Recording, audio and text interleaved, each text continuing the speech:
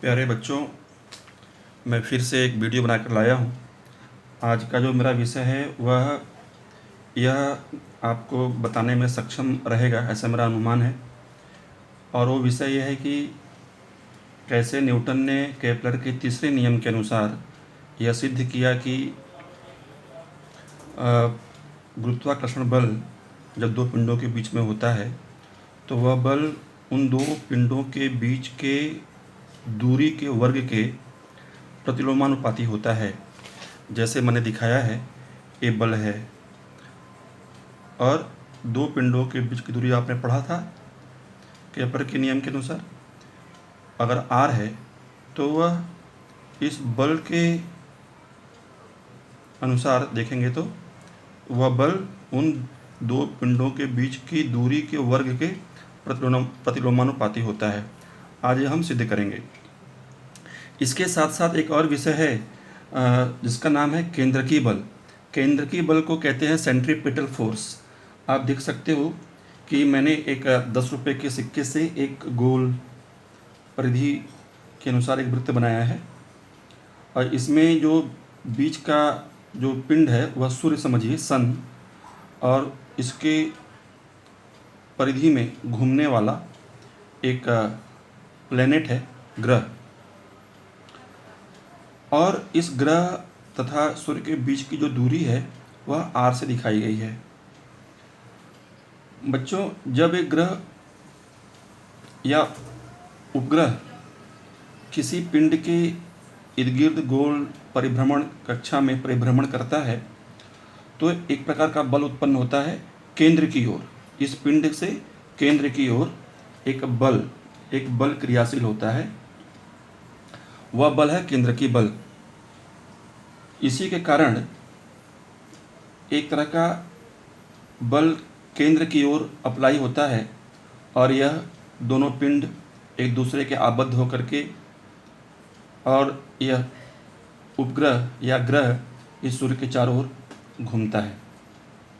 आइए एक नज़र देखते हैं कि जो बल है वह बल केंद्र की बल के नाम से मैंने बताया आपको जाना जाएगा, क्योंकि यह केंद्र की ओर अप्लाई होता है और यह बल दोनों के बीच की दूरी के वर्ग के प्रतिलोमानुपाती होता है। ऐसा न्यूटन ने सिद्ध किया।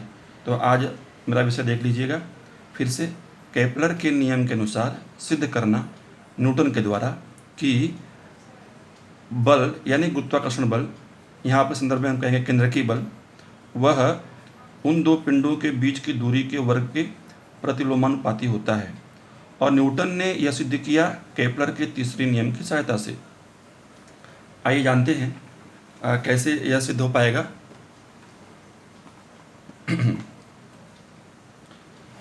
माना कि जो प्लेनेट है, ग्रह, उसका द्रव्यमान m है, कक्षा की त्रिज्या r से दिखाई गई है और ग्रह का वेग v से है। v माने वेलोसिटी।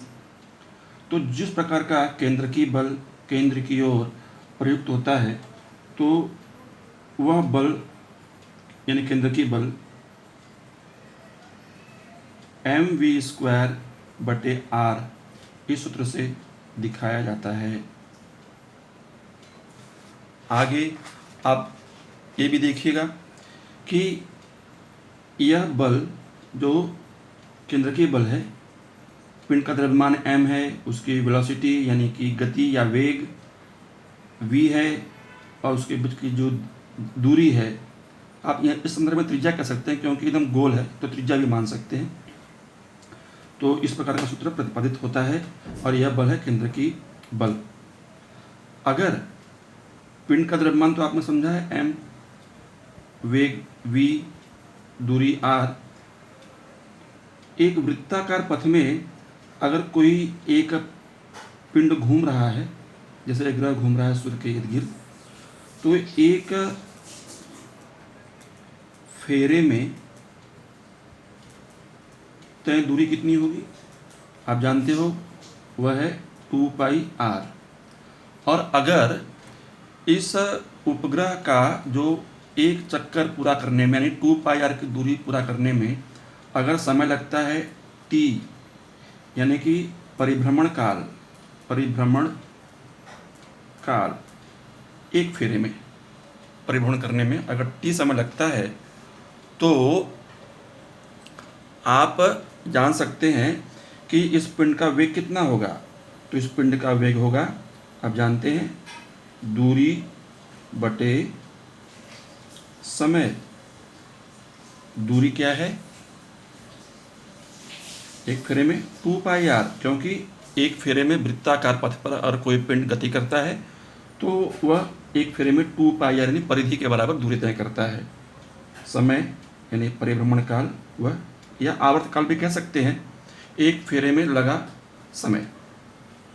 तो v का मान आपने देखा, इस ग्रह का जो प्लेनेट है उसका जो वेलोसिटी है, वेग है, और 2πr/t, यह नंबर 2। ठीक है ना, समझ में आ रहा है मेरी बात? ध्यान समझिएगा। फिर अगर 1 और 2 को देखें कि हमको v का मान 2πr/t है तो हम यहाँ पर उस वैल्यू को हम रख सकते हैं। तो इसलिए f बराबर m, जब v का मान है, अब वहाँ पर रखेंगे जो v का स्क्वायर है, तो v का मान कितना है? v का मान 2πr/t है, तो हम 2πr/t, वर्ग है तो वर्ग लिखे, होल डिवाइड बाय, आप देखें यहाँ पे r बचा है तो r लिखे। कैसे? 1 और 2 से आगे बढ़ाते हैं, थोड़ा समय एडजस्ट करने में जा रहा है। तो आप देखेंगे कि f बराबर, या गणित का भाग है तो समझिएगा ध्यान दे करके, m 2 का वर्ग आ गया 4π² r² whole divide by t², और t का स्क्वायर, t का स्क्वायर, और सबके डिवाइड बाई r है तो हम यहाँ पर r से गुणा कर देंगे। ये आया।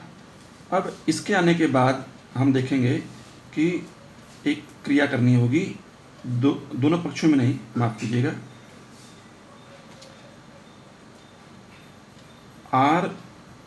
r² से गुणा एवं भाग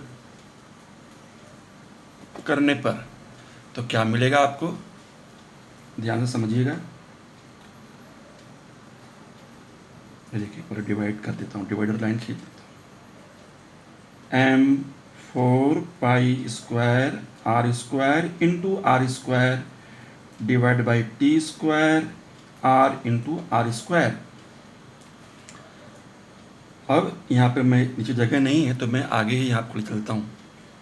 ये देखिएगा राइट साइड में, तो m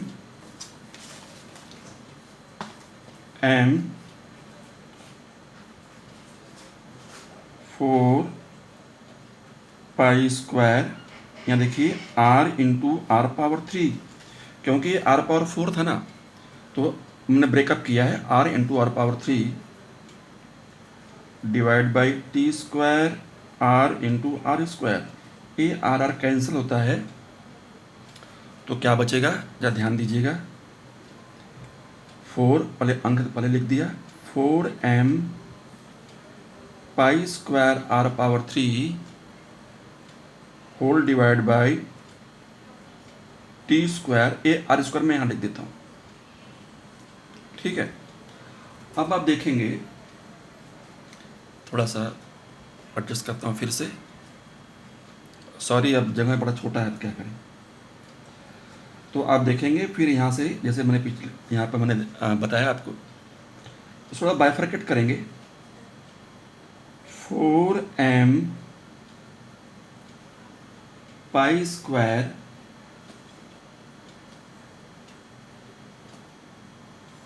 अपॉन r²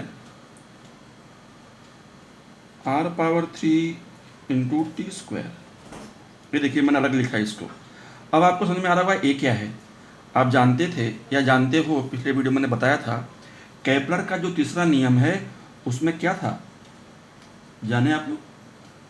क्या था उसमें? था k का मान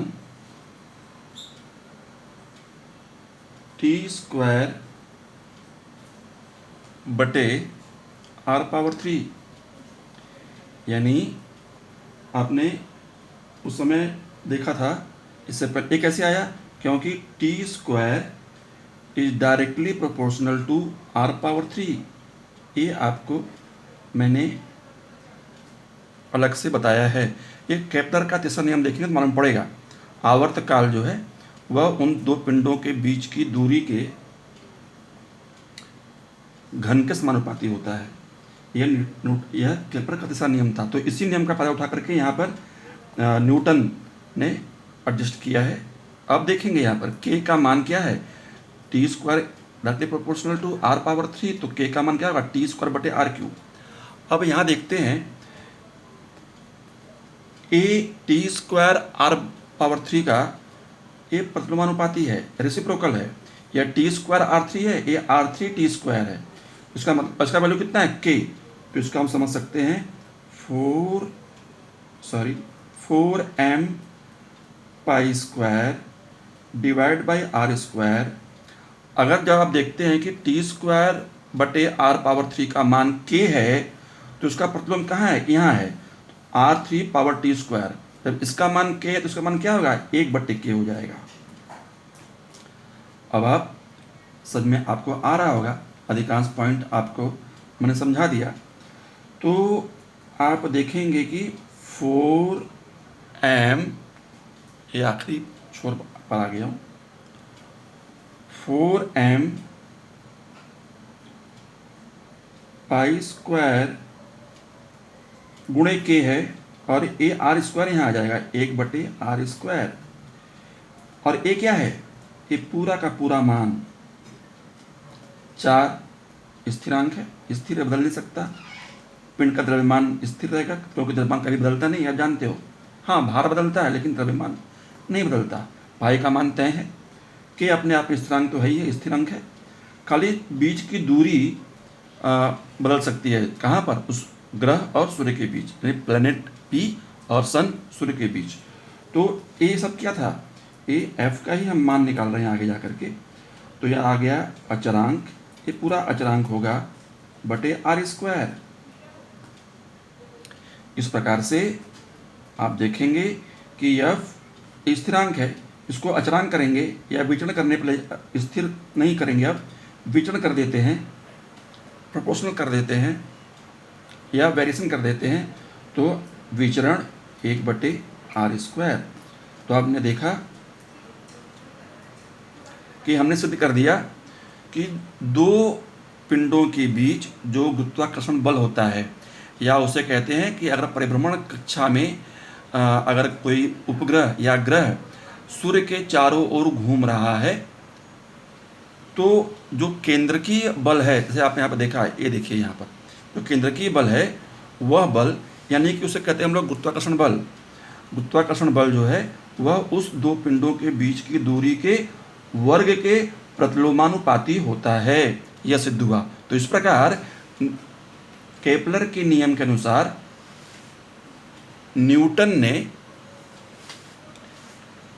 F is inversely proportional to r², यानी कि F दो पिंडों के बीच की दूरी के वर्ग के प्रतिलोमानुपाती होता है। F यानी क्या, मैं फिर से आपको दोहरा देता हूँ, F माने गुरुत्वाकर्षण बल, या फिर आप देख सकते हो इन दोनों के बीच में जो वृत्ताकार पथ में यह उपग्रह सूर्य के चारों ओर घूम रहा है, तो एक बल क्रियाशील होता है केंद्र की ओर, उसे क्या कहते हैं, बताइए क्या कहते हैं, केंद्र की बल। इसे ये भी कह सकते हैं।